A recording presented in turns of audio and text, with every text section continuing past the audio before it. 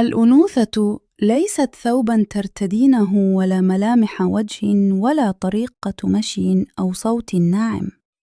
الأنوثة طاقة، حضور داخلي يشع قبل أن يرى، نور هادئ يفيض من أعماقك حين تكونين في سلام مع نفسك، حين تتوقفين عن تقليد الصور الجاهزة وتبدئين بالاستماع إلى إيقاعك الخاص.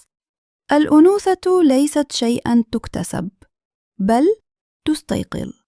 تستيقظ عندما تسمحين لقلبك أن يشعر دون خوف، ولدموعك أن تنهمر دون خجل، ولروحك أن تكون صادقة في عالم يخاف الصدق. هي الطاقة التي تجمع بين اللين والقوة، بين الحنان والحكمة، بين العطاء والحدود. الأنوثة ليست ضعفاً، بل مرونة. هي أن تعرفي متى تقتربين ومتى تنسحبين، متى تسامحين ومتى تضعين حداً يحميك من التكرار، حين تدركين أن جمالك لا يقاس بالعيون التي تعجب بك، بل بالسكينة التي تشعرين بها حين تكونين وحدك. حينها تكونين قد بدأت تفهمين الأنوثة الحقيقية. الأنوثة ليست محاولة لإثبات شيء، إنها حالة من القبول، أن تقبلي جسدك كما هو، ودوراتك العاطفية ومشاعرك وتقلباتك، أن تدركي أن ما فيك من حساسية ليس ضعفاً، بل بوصلتك نحو الحقيقة. أنوثتك تتفتح عندما تعودين إلى جذورك، حين تتصالحين مع أمك، مع نساء عائلتك، مع أنوثتهن الجريحة، وحين تفهمين أن في داخلك ميراثاً من القوة الأنثوية التي لم تكتشف بعد. وفي عمق الأنوثة هناك بعد روحي عميق. الأنثى الحقيقية هي تلك التي تسكن قلبها الرحمة. رحمتها بالناس لا تأتي من العجز، بل من فهم عميق لمعنى الألم. هي من ترى النور في الآخر حتى حين يتخبط في الظلام، وتظل قادرة على العطاء دون أن تفقد ذاتها في الطريق.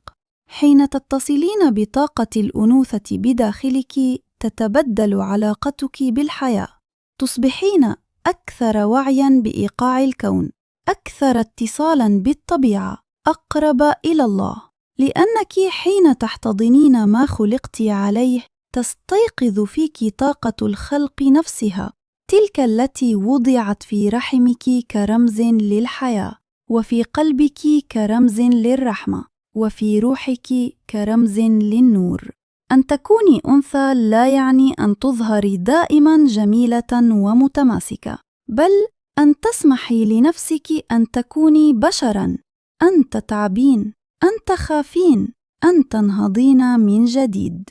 أنوثتك هي ذلك التوازن المقدس بين الجرح والوعي، بين اللين والحدس، بين ما تفقدينه وما تتعلمينه بعد كل فقد.